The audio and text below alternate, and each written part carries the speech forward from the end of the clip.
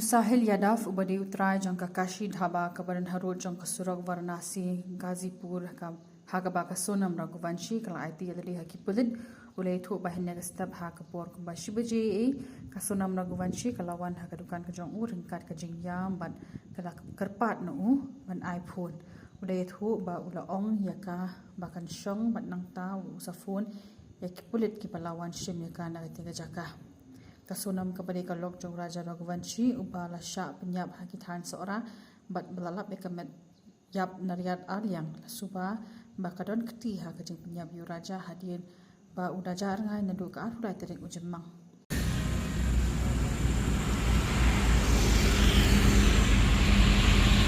क्या नाम है भाई साहब आपका? साहिल यादव। कौन सी जगह है ये?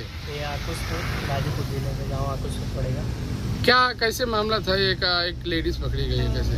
ये रात का 1 बजे का बात है। दुकान पे वो आई थी और रोते टाइम बोल रही थी कि भैया कॉल करना है घर पे। उसके बाद हम अपना मोबाइल लिए, वो अपने घर पे कॉल की। उसके बाद हम बोले आप वहाँ पर जाके बैठ जाइए। पुलिस को कॉल किए, पुलिस आई। उसके बाद वो पुलिस लेके गई है। इतना ही बात है।